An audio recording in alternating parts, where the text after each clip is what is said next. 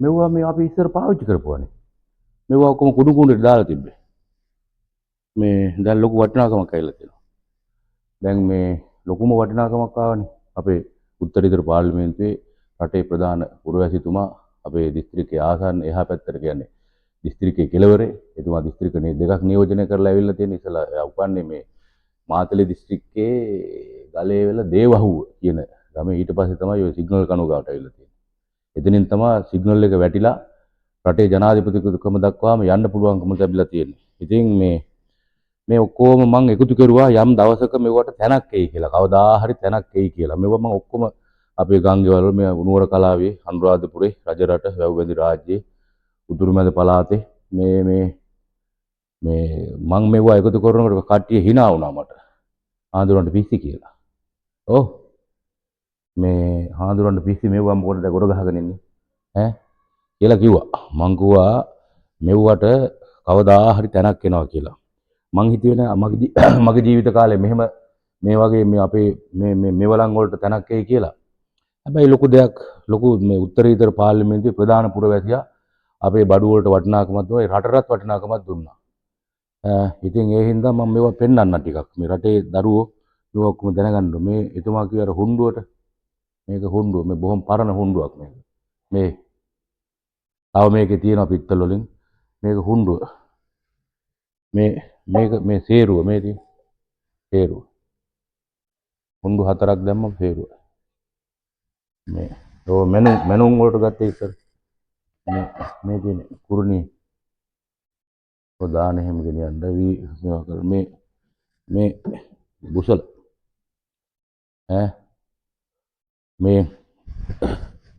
මේක දන්නවද මොකද්ද කියලා? මේක දෑගත්ත. කොයන් කපන්න ගත්තා. ඔය ඔක්කොම මම එකතු කරගත්තා. මේක බරයි සෙම්බුවක් මේක. වතුර බොන්න සෙම්බුවක් ගත්තා. මේක දන්නවද? ඔලින්ද තිබෙන්නේ කොයි දේශේ? ඔලින්ද තියෙන්නේ බංගලි දේශේ. මේ ඔලින්ද කොළඹුවක්. ඔව් මොකක්ද කියනවා? මෙවර කිරි උතුරන්න ගන්න මෙවර මුට්ටිය.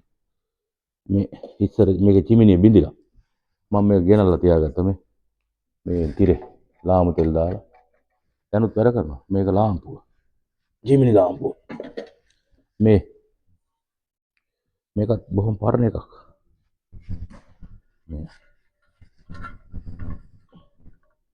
මේක මේ ඉල්ලෝටේ. උණු දාලා තියෙන ඉල්ලෝටේ.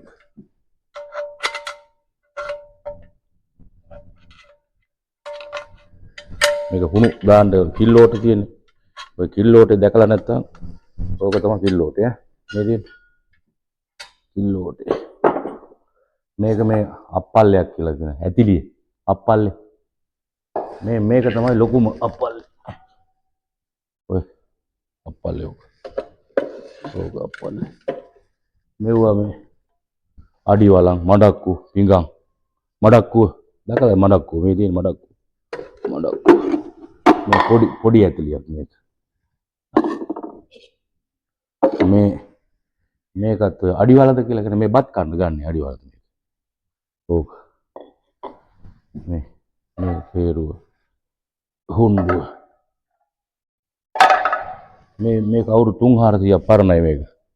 මේක මේ නෑබිලියක් හාල් කරන්න. මේ තියෙන මිරිස් ගලක්.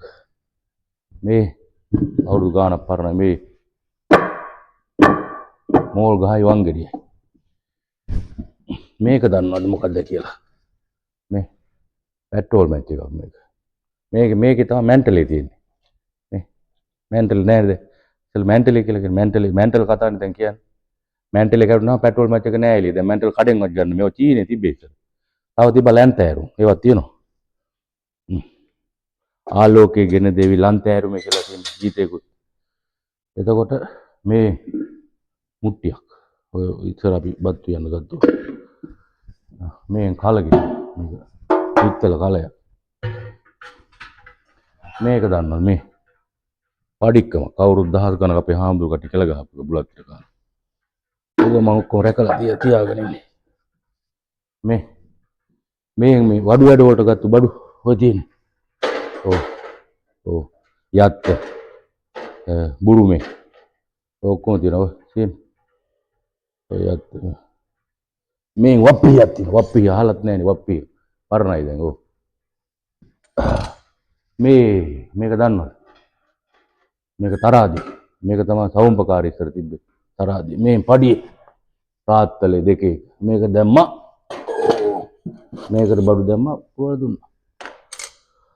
ඕ මේක මේ දන්නවද මේ ඉස්ත්‍රිකේ පොල් කට්ටු දාලා ඉස්ත්‍රිකේ මේ ඉස්ත්‍රිකේ ඕවෙන් තමයි ඉස්සර මේක ඉලත් තට්ටුව. උලත් ඉර කන්න ගන්න.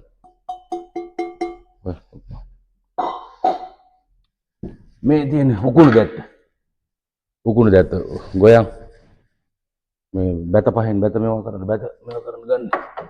මේ වියගහ කරත්තෙට බඳින්නේ. පාර්ලිමේන්තුවේ ඉන්න ඔක්කොම මේක බැඳනනම් හරි. වියගහ ආන්න පුළුවන් මඩවන්න.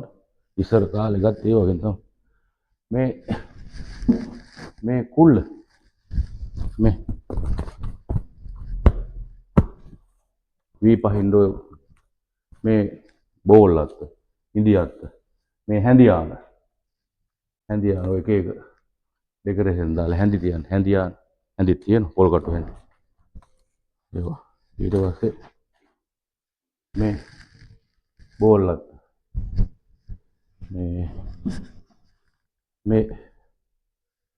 මෙව්වා ඔය ඉස්සර උදුළු මේක තමයි කුරහංගල් මේ තියෙන කුරහංගල් ඉස්සර කුරහංග අපරු ගල් මේ අවසානයේ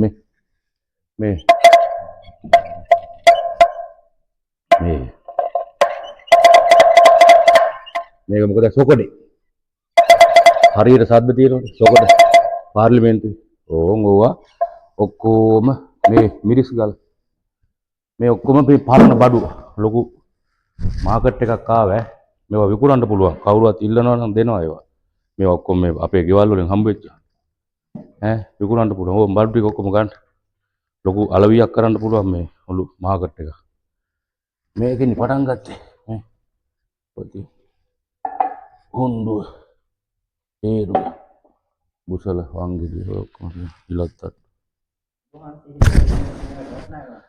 මං හිතුවේ නෑ මගේ ජීවිත කාලේ කියලා වෙලාවට වාසනාවට ආවා රටේ ජනතාව බුද්ධිමත් වෙලා හුණ්ඩු මිනිස්සු ඔක්කොම පටි හුණ්ඩුවක් තිබිච්ච මිනිස්සු හේතුවක් කරලා රටම බාර දුන්නා.